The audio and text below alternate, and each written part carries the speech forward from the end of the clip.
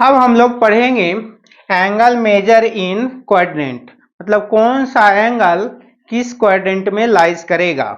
तो देखिए ये है बाई एक्सिस, ये है एक्स एक्सिस, यहाँ से ऑरिजिन से इस तरफ है जो पॉजिटिव डायरेक्शन, ये है निगेटिव डायरेक्शन, और ये बाई एक्सिस का पॉजिटिव डायरेक्शन है और निगेटिव डायरेक्शन है।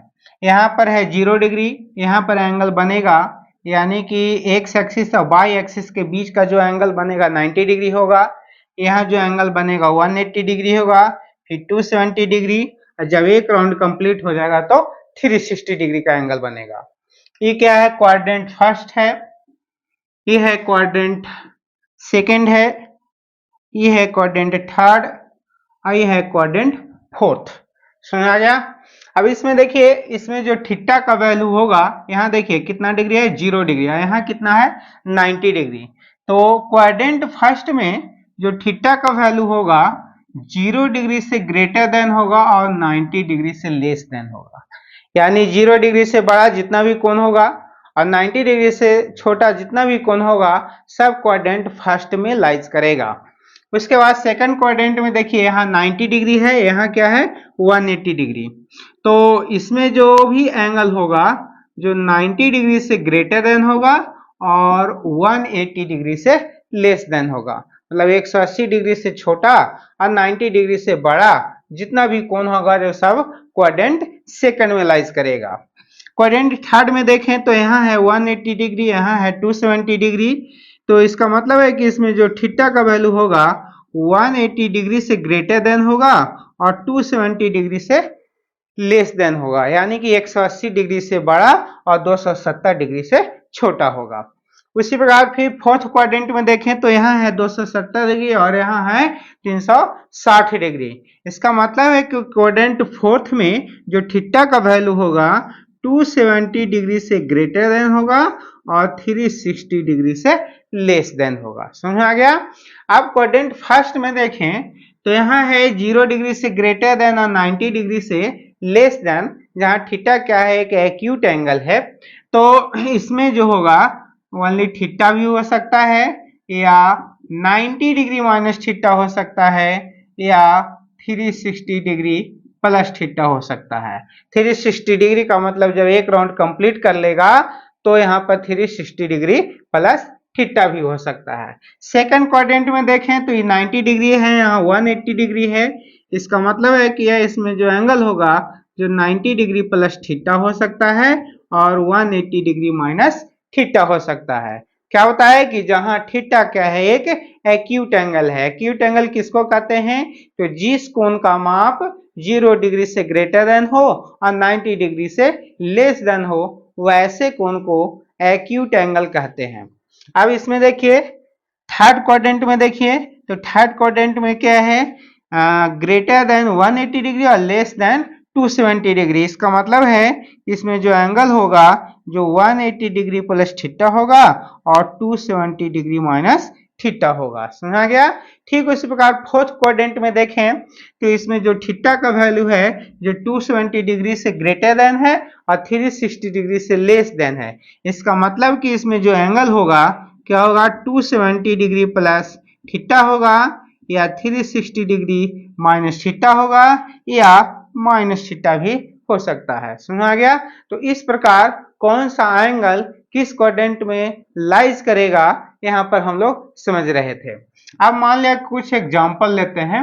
मान लिया कि एग्जांपल लिए हम 135 डिग्री यानी 135 डिग्री किस क्वाड्रेंट में लाइज करेगा।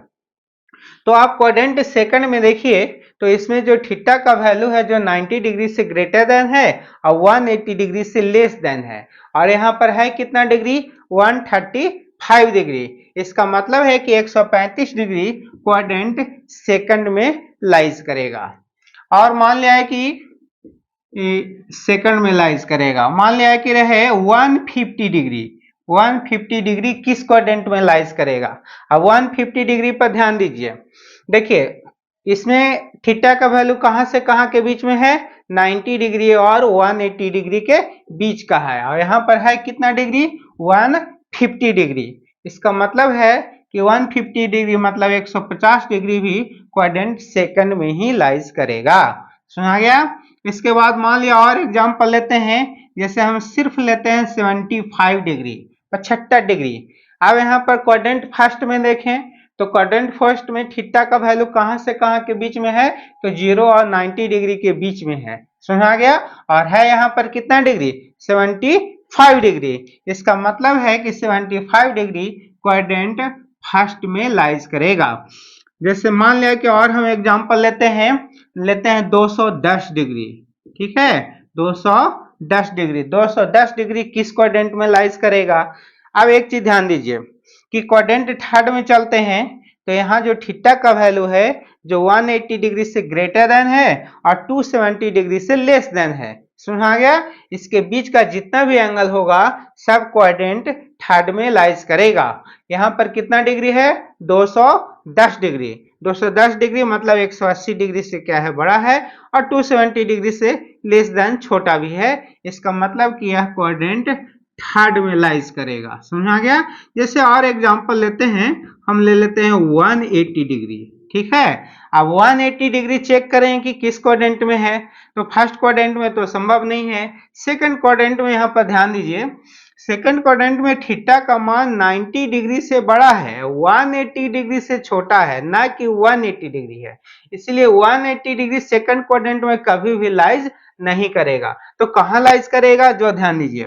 अब देखिए यहाँ एक्स एक्सिस के निगेटिव डायरेक्शन में, तो यहाँ पर कितना डिग्री है, 180 डिग्री। मान लिया कि अगर कोई भी लाइन ऐसे रोटेट करता है, ठीक है, मतलब ये पॉजिटिव डायरेक्शन अर्थात एंटी क्लॉकवाइज डायरेक्शन में यदि रोटेट करता है तो एक्स एक्सिस के पॉजिटिव डायरेक्शन और एक्स एक्सिस के नेगेटिव डायरेक्शन के बीच का जो एंगल बनेगा 180 डिग्री का होगा। इसका मतलब कि यह जो एंगल है जो एक्स एक्सिस के निगेटिव डायरेक्शन में लाइज करेगा, समझ आ गया।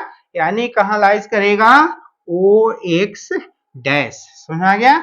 जैसे मान लिया कि और एग्जांपल हम लेते हैं, जैसे मान लिया कि ले लिए हम 300, है ना, 300 डिग्री, 300 डिग्री कहाँ लाइज करेगा। अब यहाँ पर ध्यान दीजिए फोर्थ क्वाड्रेंट में देखिए, तो फोर्थ क्वाड्रेंट में थीटा का वैल्यू कहाँ से कहाँ के बीच है, 270 और 360 डिग्री के बीच है। इसका मतलब है कि 300 डिग्री इसी क्वाड्रेंट में आना चाहिए, समझ आ गया।